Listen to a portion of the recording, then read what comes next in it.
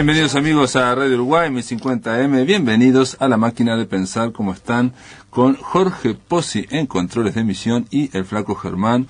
Quiero decirles amigos que tenemos, te cuento que está llegando a los últimos días, faltan poquitos días. El viernes, reitero, a las 5 de la tarde se termina el Te Cuento Que 2011. Dijo que iba a comprar cigarrillos y venía. No le creí y lo seguí sin que me viera. Nunca volvió. Yo tampoco.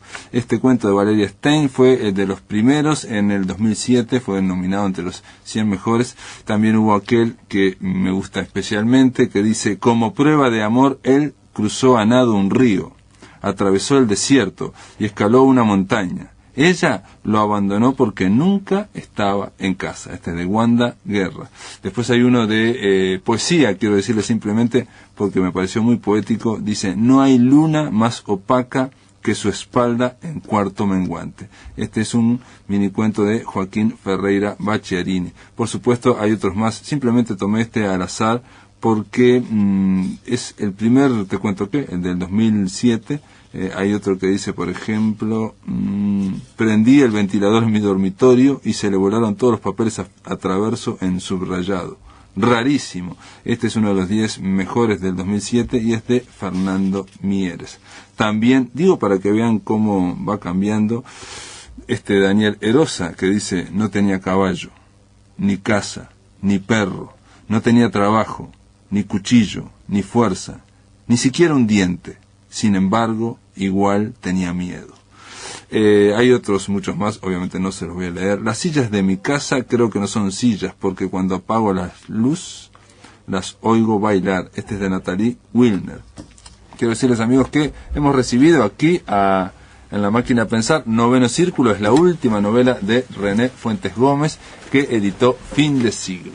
Y bueno, la idea un poco era conversar sobre un libro que acaba de editar Banda Oriental hace un tiempito y que de alguna forma es parte de un proyecto, yo diría que muy ambicioso. Es el primer tomo de Gerardo Caetano, La República Ballista. ¿Cómo andas, Gerardo? Muy bien, ¿cómo te va? Bienvenido acá a La Máquina de Pensar. Gerardo Caetano lo tengo que presentar, él es historiador, es analista político, en fin, ha sido director del Instituto de Ciencia Política y se embarcó con esto de La República Ballista, Gerardo, que de alguna forma es un proyecto que desde tus inicios como historiador te ha interesado del tema. Pero antes de hablar de tus inicios, quiero leerte un mini cuento, Te Cuento Que, del 2007, que un detalle que no he dicho en esta semana, bueno, lo hemos reiterado, esta vez va a haber un premio al mejor minicuento histórico, al que tenga que ver con la historia nacional. Y María Inés Ovaldía me decía: pero ¿cómo se hace un minicuento histórico? Mira, el único que yo sé que hubo un minicuento histórico fue en el 2007. Y lo traje al librito, porque tiene que ver con Gerardo Caetano, con su objeto de trabajo. Dice así: Washington se promete que esta vez no fallará. Apunta y dispara. Don Pepe ha muerto. Este es de Alberto Sequeira, es un minicuento que juega con la historia paralela. ¿Qué hubiera pasado si en ese duelo Don Pepe Valle cae muerto? Estaríamos Caetano, estaría yo aquí, pero no seríamos exactamente iguales. Está bueno. A veces yo he visto cuentos históricos en grafitis y ahora recuerdo uno. A ver. Si Valle viviera, puntos suspensivos, sería muy viejo. Bueno, lo mismo también. La idea es tirar reflexiones. En este caso, en el que leí yo, es el tema de la máquina del tiempo, ¿no?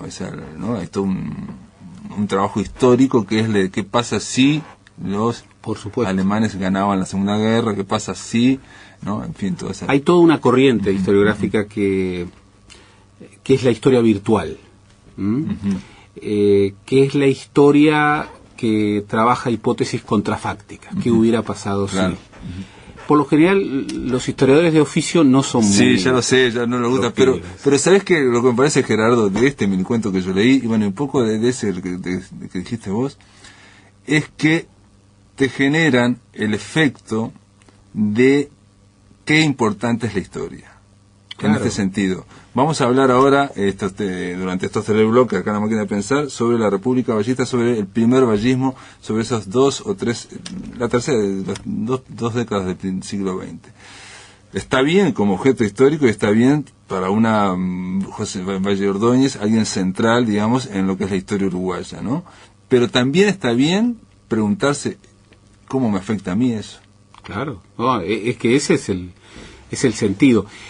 Tú sabes que si bien hay muchos historiadores que no gustan de las hipótesis contrafácticas, siempre la idea contrafáctica está en la pregunta que el historiador le hace al pasado. ¿Esto qué quiere decir? Real de Azúa lo decía de esta manera: el pasado es un cementerio de posibilidades frustradas. Y lo que pasó debe ser interpelado, entre otras cosas, para devolverle contingencia a lo que pudo haber pasado. José Pedro Barrán, mi inolvidable y tan querido maestro, en el último de sus discursos, habló de una película que se llamaba Lo que no fue, y manejaba esta idea.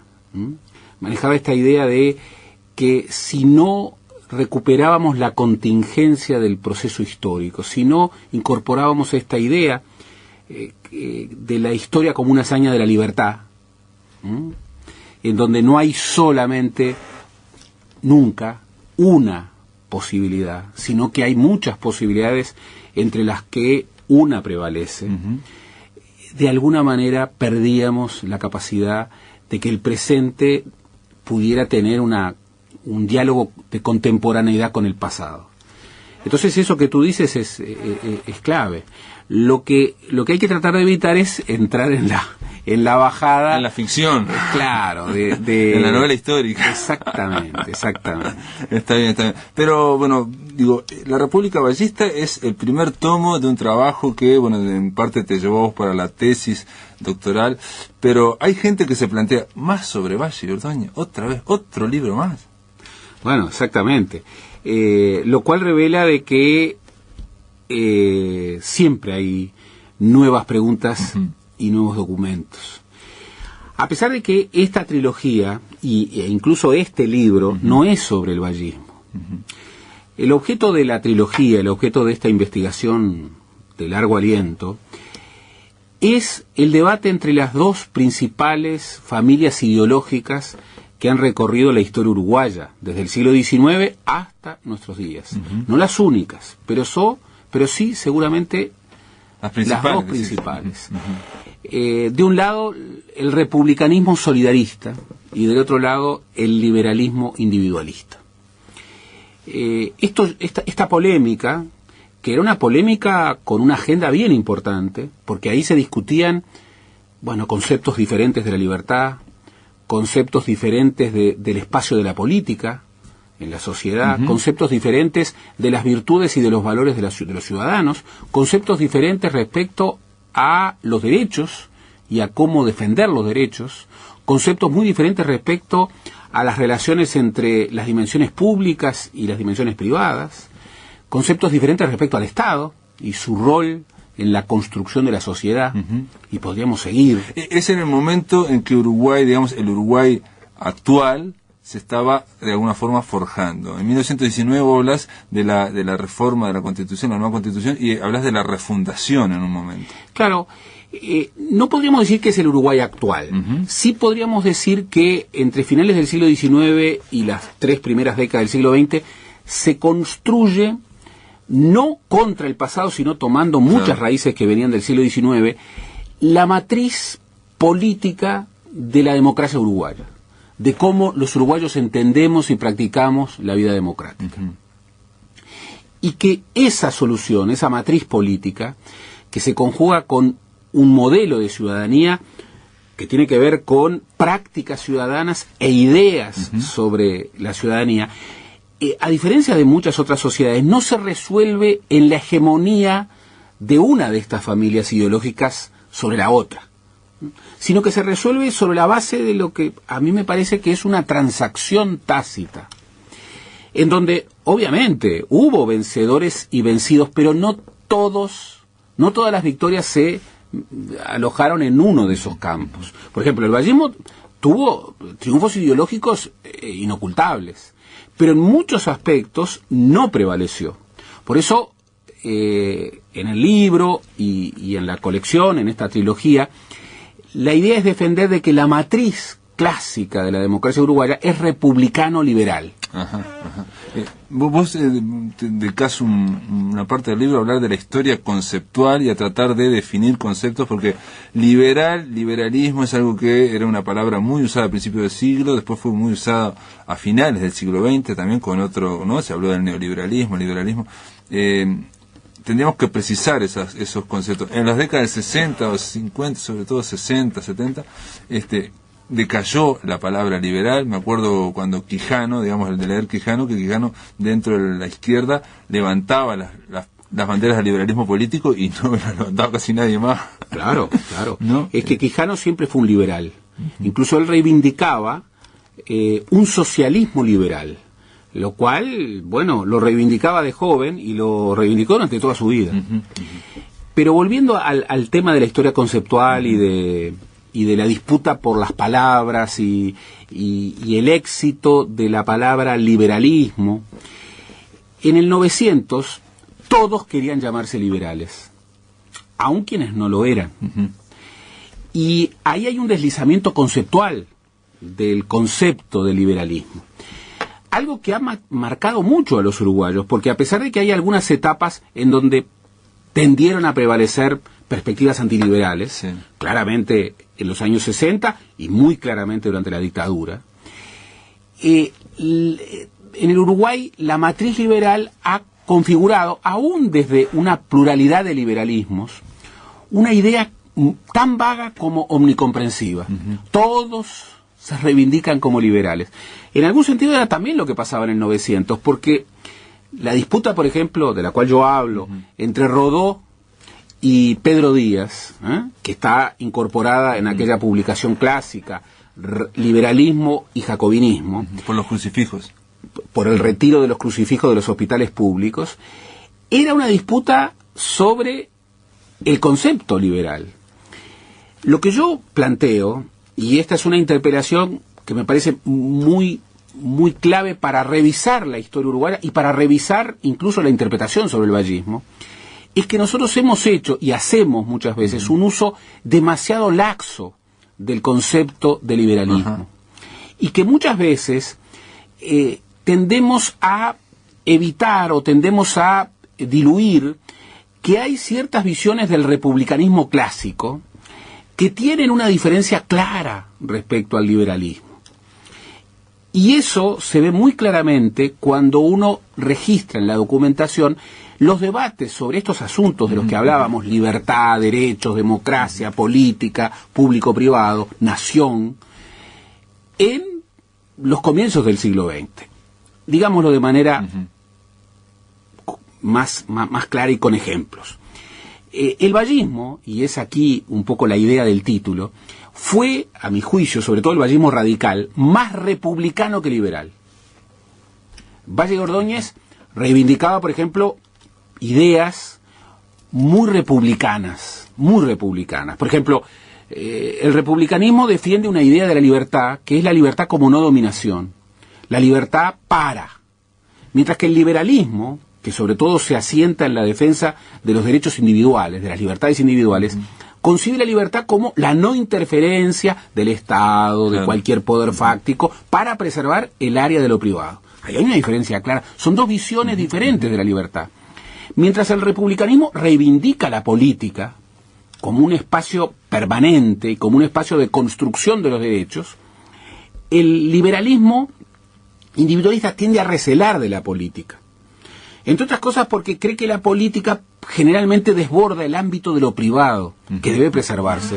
Mientras que el republicanismo defiende lo público, defiende una noción de bien público, el liberalismo recela de la noción de bien público y afirma, sobre todo, una esfera privada que tiene que tener fronteras infranqueables. ¿Por qué? Por lo público.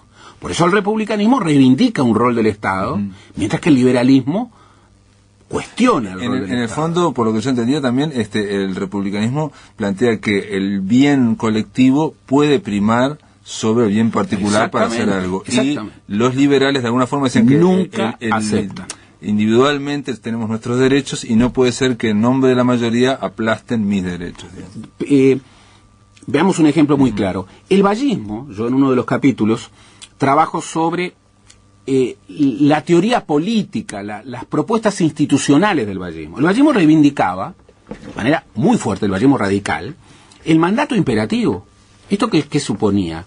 Que la banca, por ejemplo, le pertenecía al partido y que el mandato no podía ser asumido por el representante, sino que el mandato se lo daba la ciudadanía al partido.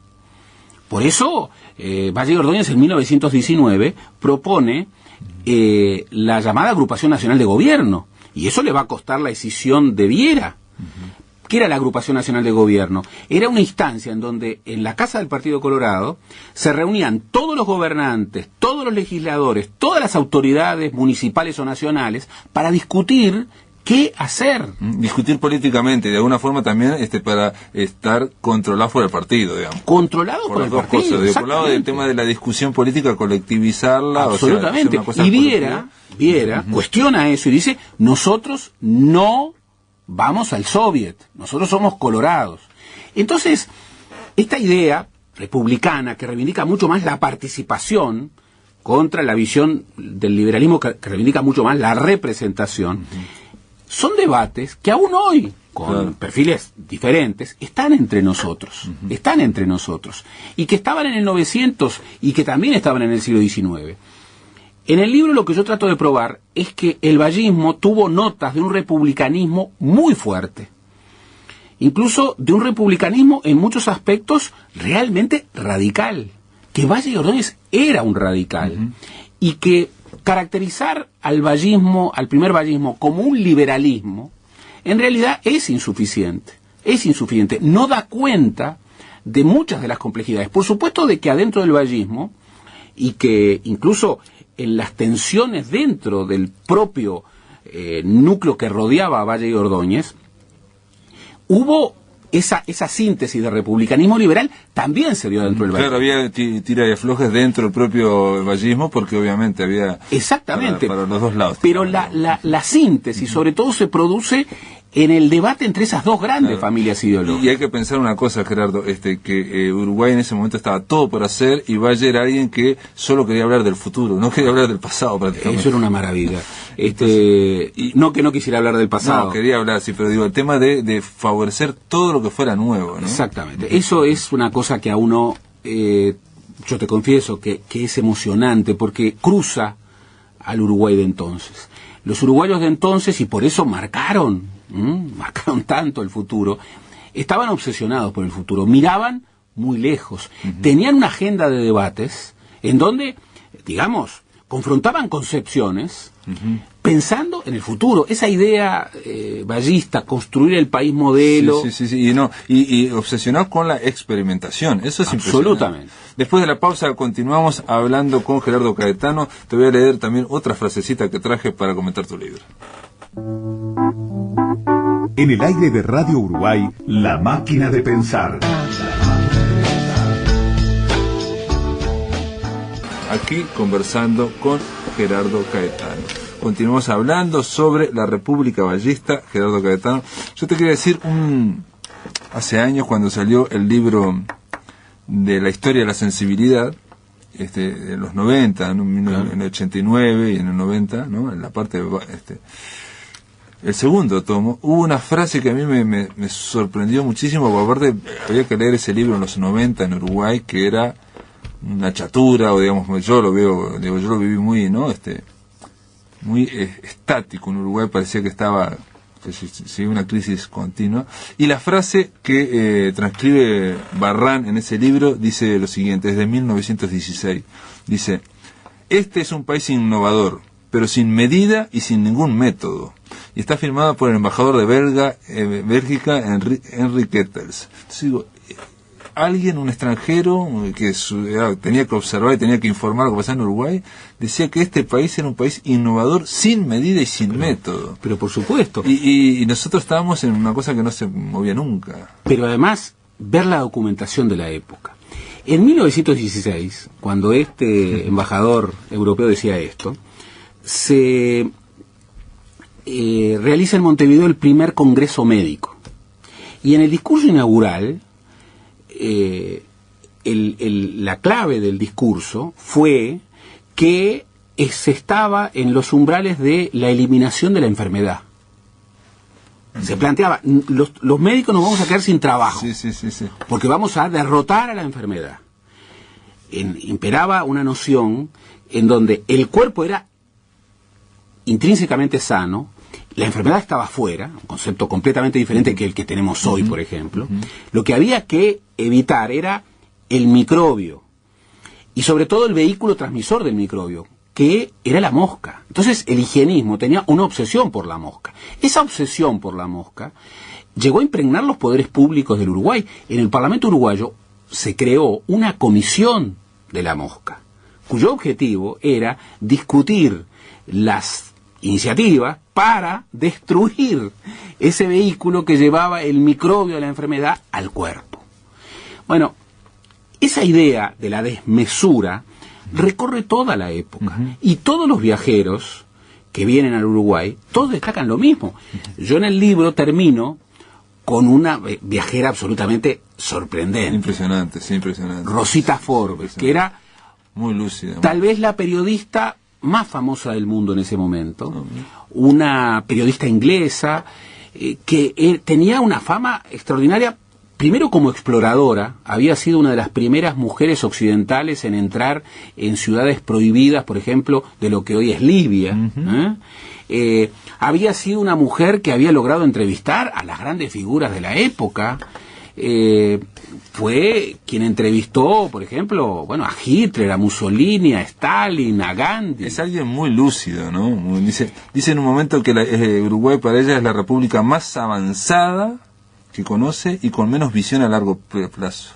Exacto. Incluso dice cosas absolutamente increíbles, que es, ella llega en 1932, después de haber recorrido el mundo, se le acusaba, e incluso siempre quedó esta idea de que era una agente encubierta del Foreign Office.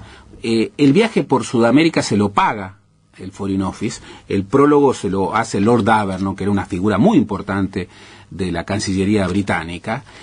Y esta mujer viaja por 8 repúblicas sudamericanas y cuando llega al Uruguay queda absolutamente impactada. Tan impactada que vuelve de inmediato y el libro lo termina de escribir en Montevideo. Y después vuelve otra vez a Montevideo y hasta duda en quedarse a vivir en Montevideo. Sí, está fascinada. Está sorprendida, por ejemplo, que acá los montevideanos andaban en pijama. Claro. Porque todo es todo tan notable. Es una larga playa donde la gente... Es un largo verano donde la gente trabaja poco. Es ese discurso inglés en donde está la admiración y está el sarcasmo. Le hace un gran elogio al Uruguay y al mismo tiempo le deja... Bueno, y aquí la frasecita que leí yo es brutal, pero está muy bien, ¿no? Claro. Es muy lúcida. Es una república más avanzada en leyes que existe, digamos, del sur de Panamá para acá, pero la que tiene menos visión a largo plazo porque dice no se puede sostener, esto va a colapsar. Claro. Termina diciendo, la frase es, esto va a colapsar. Va a colapsar y con él el experimento más fascinante que he visto en Sudamérica. Exacto. Le dedica 2 capítulos a Uruguay de su libro. El primer capítulo se llama La utopía uruguaya y el segundo La Rusia sudamericana. Y lo que dice es impresionante. Dice, aquí hay un laboratorio mucho más avanzado que el de la Unión Soviética, con la ventaja de que aquí no hay totalitarismo, claro, de que aquí hay libertad. Claro, es un paraíso de los trabajadores, pero si hubiera trabajo. Y entonces comienza a decir, hay un verano larguísimo, dice, ella vive en Carrasco, sí, mientras está en Montevideo, queda absolutamente fascinada con Montevideo, pero entonces recorre Malvin y dice, Malvin parece la ciudad pijama. Sí. Y dice que veía a los montevideanos, primero, vivir un larguísimo verano, verano. andar en pijama por la calle y de alguna manera querer construirlo todo en función de parlamento y de la ley. Todo leyes, dice, es un país que ha sentido este país que solo a través de las leyes y de hacer construir edificios públicos podría ser algo que sucediera en su futuro. Bueno, eso es una definición extraordinariamente precisa de una visión del republicanismo. El republicanismo sostiene que los derechos, a diferencia del liberalismo, los derechos no son naturales, no preceden a la política, son construidos desde la política. Entonces, por eso, para la visión republicana, la ley es tan importante, porque es desde la ley, desde la política, que se construyen los derechos. Un liberal individual puro sostiene lo contrario, los derechos preceden a la política. Cuanto menos leyes, mejor. Digamos, cuanto menos leyes, mejor, cuanto menos Estado, mejor. Ella quedó sorprendida, y esto hay muchos registros, de esa desmesura en el optimismo. Dice, nunca he visto un optimismo tan grande.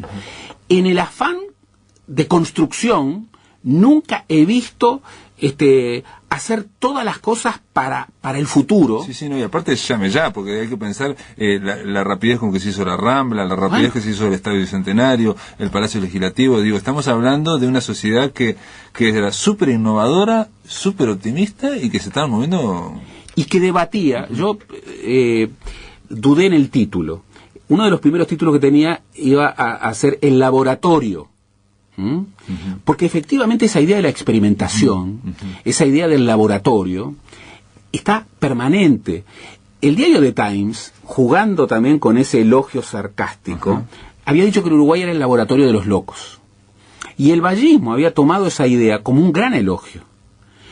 Herrera, que era el líder de la fracción del liberalismo individualista más puro, justamente cuestionaba esa idea.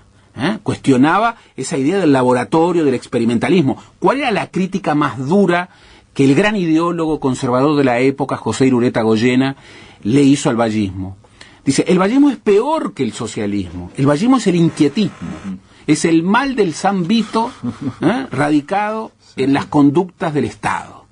Rema contra la corriente y rema contra el reposo. Los socialistas persiguen una quimera, pero si llegaran a esa quimera se quedarían allí. Claro. El vallismo es el movimiento por el movimiento. Pues es la idea de que nada puede quedar quieto, hay que moverlo. Y entonces Valle y Ordóñez, cuando vuelve a su segunda presidencia, vos lo decís, y aparece los primeros meses, tira una verdadera lluvia de iniciativas, pero donde hay de todo, incluso en algún momento, es decir, no en ese momento, pero las iniciativas llevaban a que, no sé, alguien planteó sustituir el mate, sacar el mate de los edificios de justamente la policía. En ese hiperlegalismo, esa idea de que había que regularlo todo, bueno, durante esa presidencia, en Montevideo, por ejemplo, se decidió, contra la opinión de Figari, el color de las fachadas.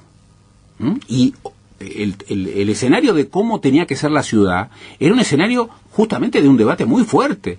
Mientras el municipio vallista definió que las fachadas y las veredas tenían que ser del color del material con que habían sido construidas, lo cual terminó con el Montevideo multicolor del siglo XIX, y lo hizo el Montevideo gris, uniforme, o rojizo, o uniforme, esa idea de la uniformidad. Figari decía, es una locura. Este país que tiene además este sol gigantesco, esta luminosidad, esta ciudad que da al mar, esta ciudad tiene que ser una ciudad multicolor.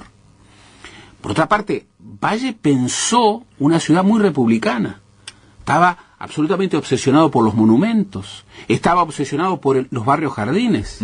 Eso es muy francés también, ¿no? Absolutamente y es la idea de que construir, entonces de mi presidencia va a quedar este edificio a lo largo de la próxima absolutamente francés. Era un pleito entre dos bibliotecas. Claro. De un lado, los republicanos, su biblioteca era francesa. Incluso cuando tú ves los debates parlamentarios, claro, eran otros debates parlamentarios, digamos, la familia republicana citaban autores liberales. Cuando se debate, en un debate formidable que duró 2 años, El divorcio, fíjate, 1912, proyecto de ley para el divorcio de uno solo de los contrayentes, de uno solo de los cónyuges.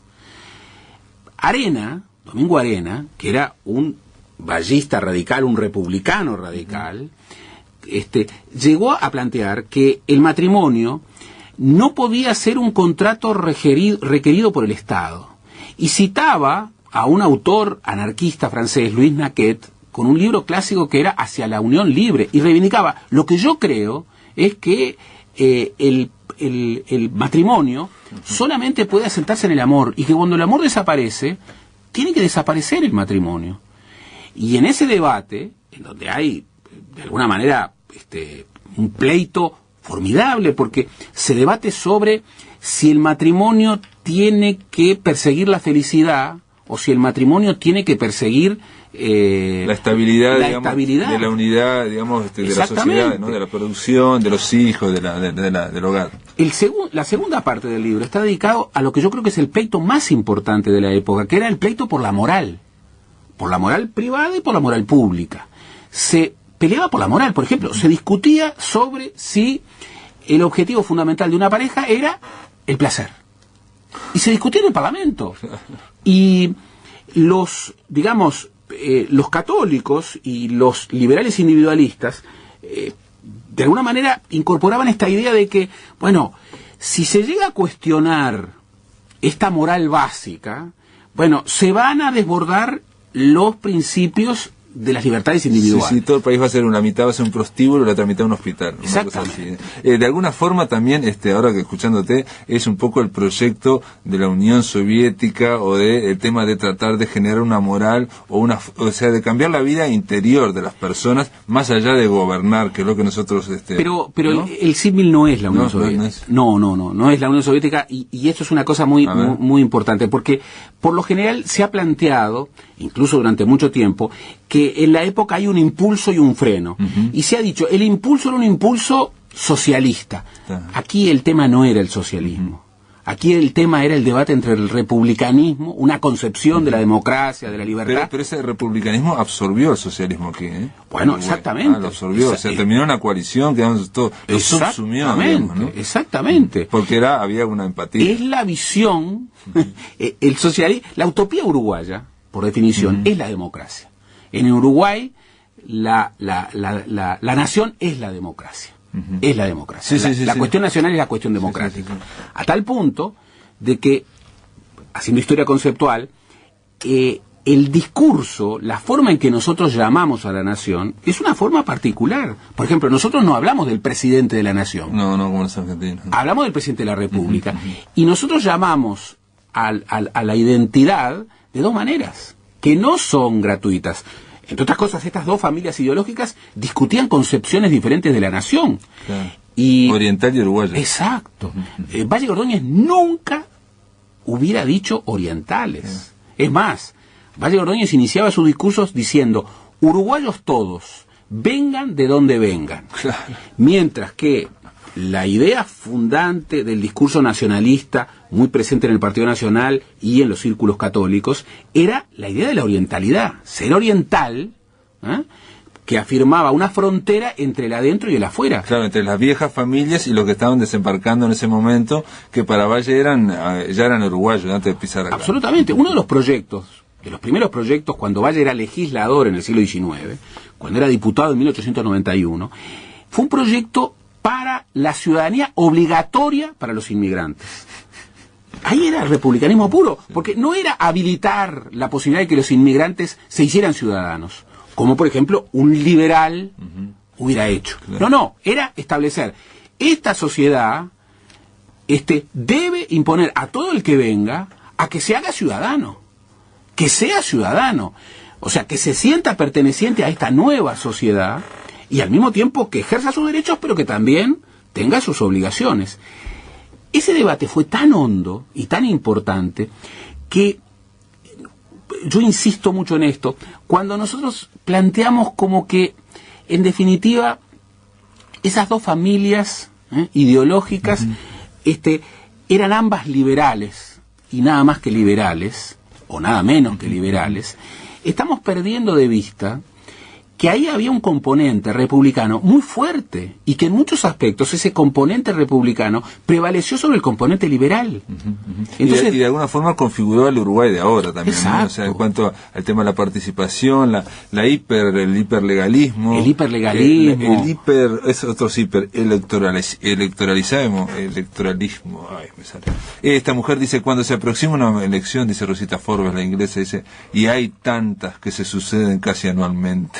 Pero por supuesto, tú fíjate que llegó a haber en vigencia de la segunda Constitución en 13 años 9 elecciones, y el constituyente buscó deliberadamente, esto era una idea típicamente republicana, que prácticamente hubiera elecciones todos los años. ¿Por qué? Porque eso de alguna manera limitaba el poder de la élite política. Estaba siempre sometido. Y aparte movilizaba el cuerpo social y favorecía la participación. Gerardo, después de la pausa continuamos y llegamos al último bloque aquí hablando de la República Ballista. En el aire de Radio Uruguay, La Máquina de Pensar. Continuamos aquí con Gerardo Caetano. Yo le hacía una pregunta fuera de micrófonos porque uno se lo puede preguntar. Una vez hablando, escuché a Corseñac, decía que la palabra hiperelectoralizado era muy sofisticada, que él decía que este es un país votero, le gusta votar, nos gusta votar y tenemos que votar a cada rato. ¿Eso de dónde vino? ¿Cuándo los uruguayos empezaron a votar esa pasión por el voto? Bueno, debemos recordar... Y aparte, para un poquito, y la estructura, la ingeniería electoral que uno la explica a un extranjero y no lo puede entender nadie, claro. ¿No? La sofisticación tremenda que sofisticación, porque se habló pestes del doble voto simultáneo, del sistema. En todos los manuales electorales de todo el mundo, el sistema electoral uruguayo es objeto de un análisis especial, porque se habla de la sofisticación, sofisticación. Porque está muy... Nosotros debemos recordar que en vigencia de la primera Constitución, si bien había multiplicidad de elecciones, las causales de suspensión de la ciudadanía eran muy grandes, votaba menos del 10% de la ciudadanía. Entonces, había muchas elecciones, pero se involucraba a un conjunto muy 50.000 personas, algo así. No, incluso, por ejemplo, en 1910, en diciembre de 1910, en la elección nacional en donde se eligieron los legisladores que luego en la Asamblea General eligieron a Valle y Ordóñez, el Partido Nacional, que había intentado una demostración de fuerzas para evitar la segunda presidencia de Valle y Ordóñez, se abstiene. Con esa abstención, en la elección del 19 de diciembre de 1910, votaron 10.000 personas en todo el país. En Uruguay había más o menos 1.100.000. En los actos que Valle, convocó a su llegada al Uruguay, que fue el 15 de febrero de 1911, apenas 15 días antes de asumir, los cronistas de la prensa conservadora, o sea, desde una visión reductiva, hablaban de un acto en Montevideo de 30.000, de 30.000 personas. Es decir, que en un acto se triplicaba el cuerpo electoral. El cuerpo electoral. Los electores, en elecciones normales, nunca pasaban de 50.000. Nunca pasaban de 50.000.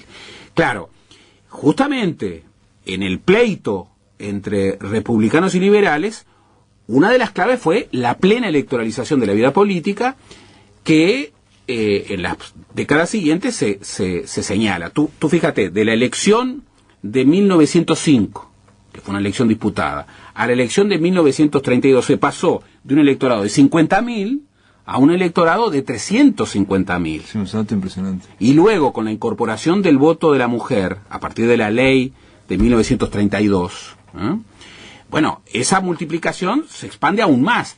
En elecciones sin voto obligatorio, los estudiosos extranjeros se sorprenden cuando en la década de los 20, en elecciones sin voto obligatorio, que solamente habilitaban el sufragio masculino universal, votaba más del 80% de los habilitados.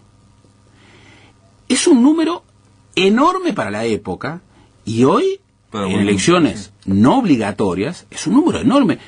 Yo te pregunto, ¿cuántos uruguayos votarían si el voto no fuera obligatorio?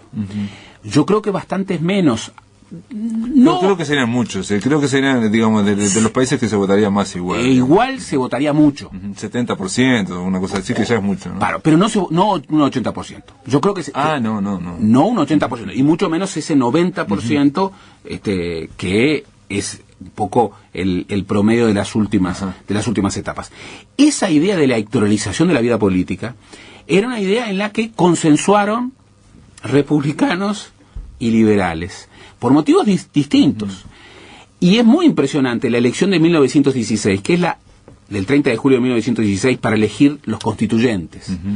Era una elección que en realidad se convirtió en una suerte de plebiscito tácito sobre las reformas vallistas. Allí, por primera vez en el Uruguay hubo voto secreto. Y es muy impresionante ver la prensa. ¿Cómo era antes el voto secreto? Era la balota. Tú llegabas era voto público. Tú llegabas con una balota y voceabas tu voto. La oposición planteaba que en un electorado reducido, en donde los cálculos de la época referían que el 40% eran funcionarios públicos, bueno, el Partido del Estado, que era el Partido Colorado, no podía perder, no podía perder con voto público. Por eso el voto secreto es muy impresionante, y es muy impresionante que la primera vez que hubo voto secreto, ganó la oposición contra todos los pronósticos. Ganó el sector anticolegialista, que estaba dominando el Partido Nacional, prácticamente en su totalidad, dominando la fracción antiballista dentro del Partido Colorado, que era liderada por Pedro Manini Ríos, el riverismo, y también la Unión Cívica, que tenía una proyección anticolegialista. El colegiado es una idea que Valle propone, y es una idea de neta índole republicana. En la década de los 20, en el programa del Partido Colorado, por ejemplo, se incorporó la propuesta de que se tenía que elegir a los integrantes de la Suprema Corte de Justicia por voto ciudadano. Por voto ciudadano. Por voto ciudadano. 1920. Se incorporó en el programa del vallismo la idea de que también se tenía que elegir por voto secreto a las autoridades de la educación. Incluso la propuesta que llegó a la convención era una propuesta que tenía que ser la mitad de las autoridades educativas. Pero a iniciativa de Zavala Muniz, que se decía vallista pero no colorado, se pasó a la totalidad. Entonces tú ves allí una experimentación y un debate político muy fuerte, conceptualmente. Y una apuesta a la participación pública enorme. Impresionante. O sea, él lo decía en un momento, yo no tengo miedo al pueblo, ¿no? Por supuesto, o sea, dice, por supuesto de que el pueblo se equivoca, pero es el único que tiene derecho a equivocarse. Por eso reivindicaba muy tempranamente los institutos de democracia directa y establecía, propuestas de referéndum y de plebiscito en las circunstancias más diversas, porque establecía que justamente esa voluntad popular era la voluntad que debía primar.